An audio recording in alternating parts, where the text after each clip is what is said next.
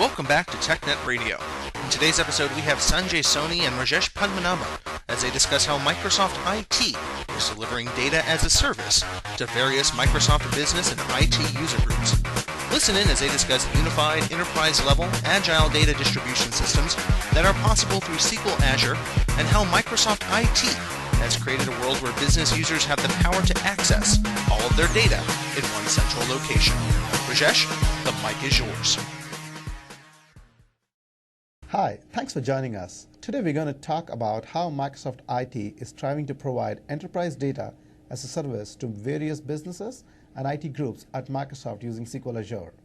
Learn about Data Services Layer platform and how we do SelfService BI at Microsoft. Everything that you see today is based on Microsoft BI products that are all available for you to use. My name is Rajesh Padmanabhan, and I'm a Senior Program Manager in the BI Engineering Department of Microsoft IT. I lead a team of technical program managers, and I'm accountable for BI architecture, functional design, data models, and data architecture. Thanks, Rajesh. Hi, I'm Sanjay Soni, and I'm BI Technology Evangelist, and I promote our platforms across enterprise and facilitate their adoption internally, and then showcase our solutions for external customers.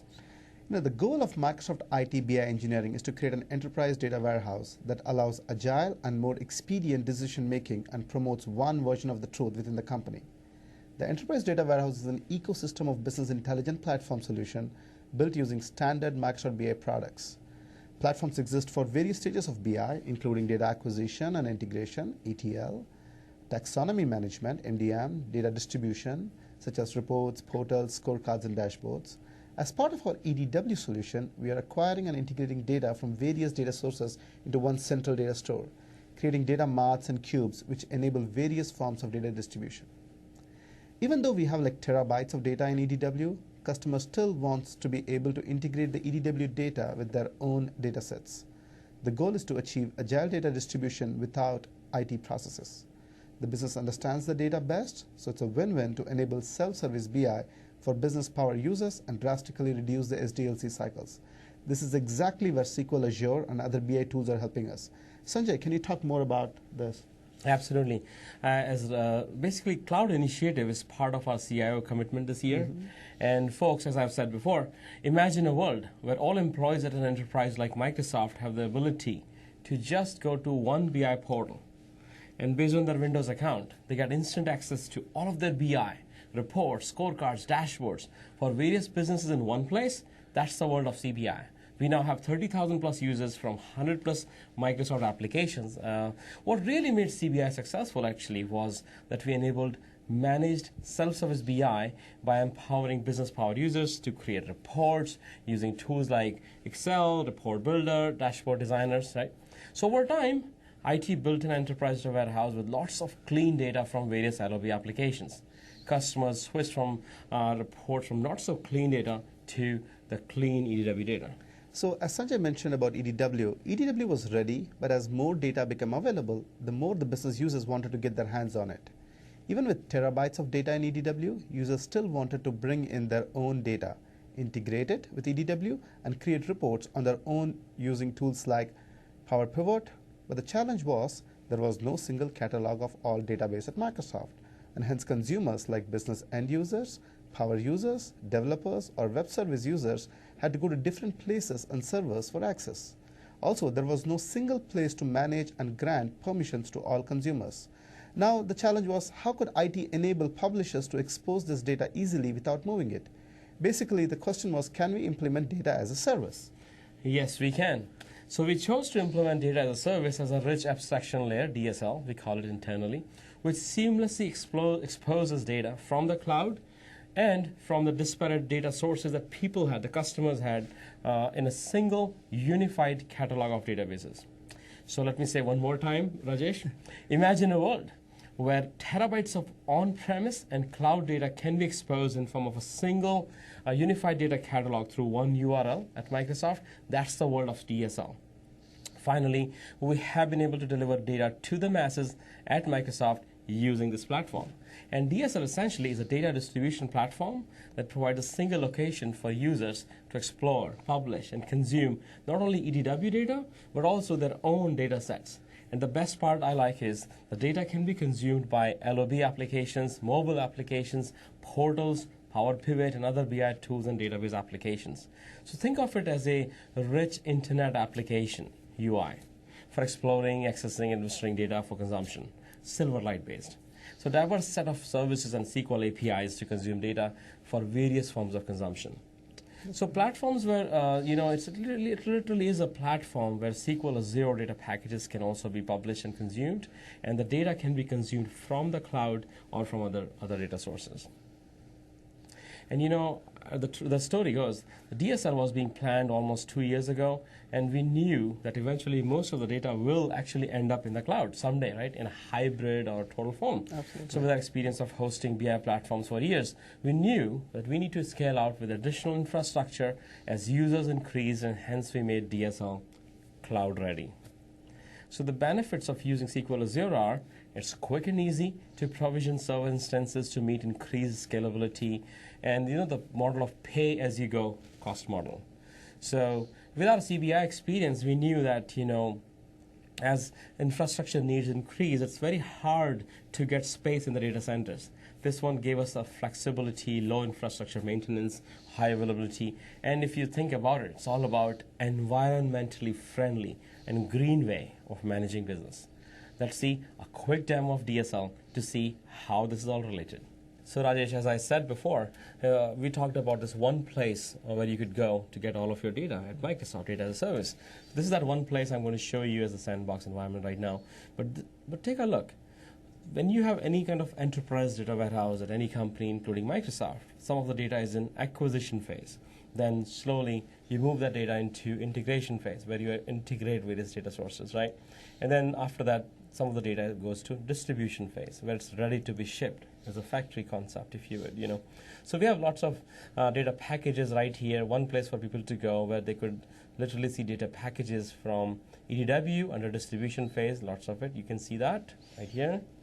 And or some of the data is in acquisition phase, and most importantly, some of the other data sets they could bring is external.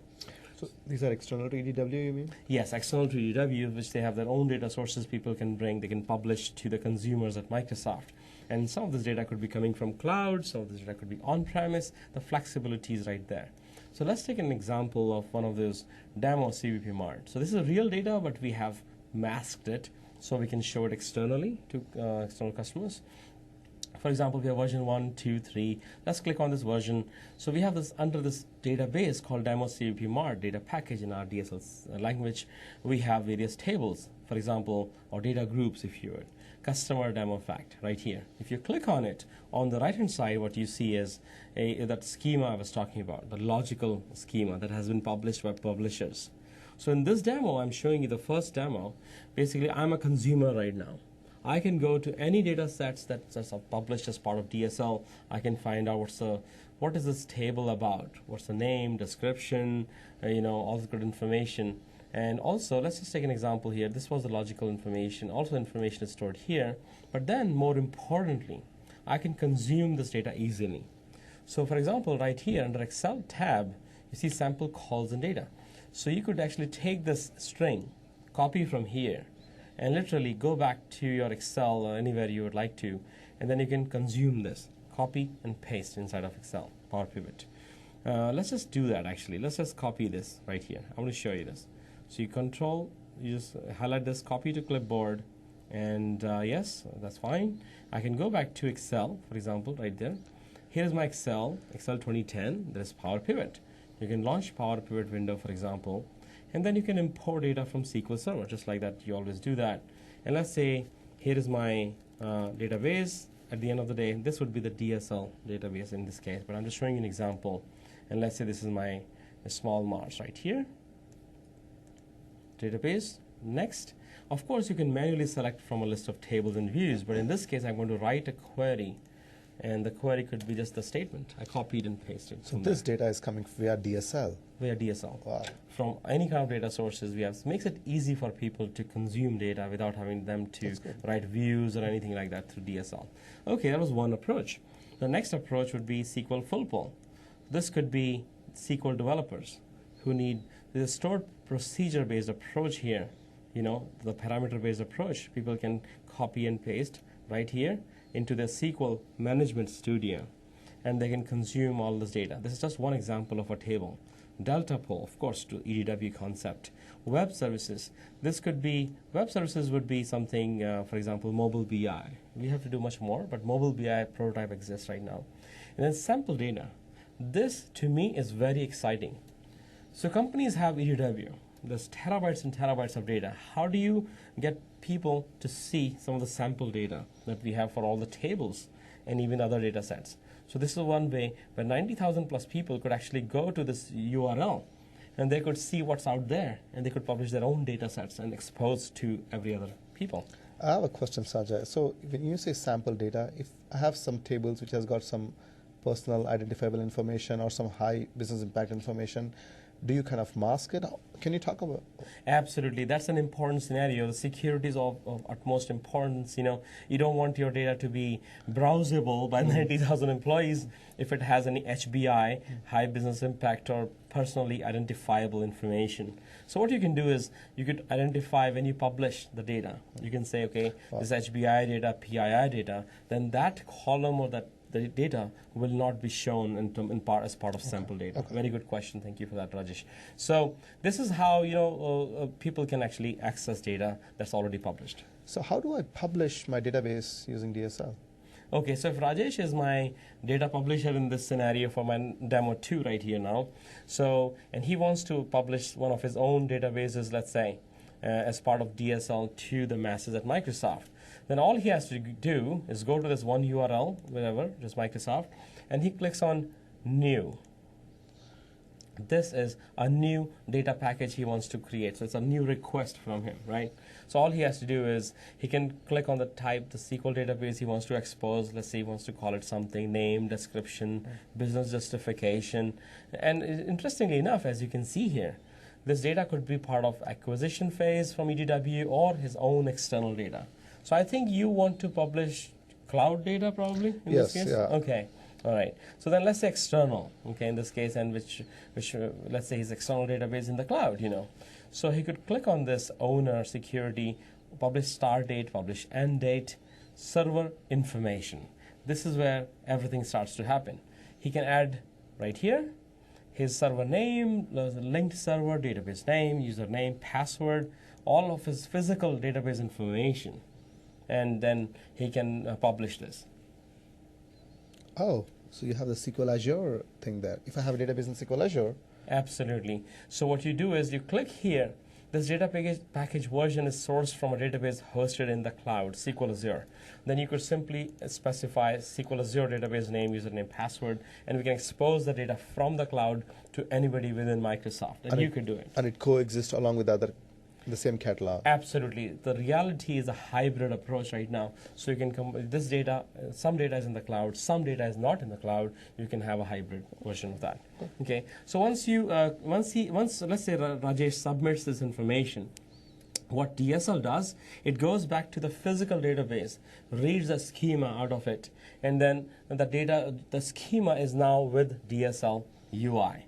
So what Rajesh could do is click on My Requests right here, edit his request, and guess what? DSL has already read the metadata, the schema from physical database. He could go to schema and modify logical name, logical information. So this is more user-friendly. Yes. Name for the tables and columns. Because, the fact is the physical data names could be like CDF, C demo F, fact. But your physical name, logical name could be more clear, info. Customer demo fact info. This could be a logical name which you expose to the masses at Microsoft, for example. And you can do that at the column level as well as the table level.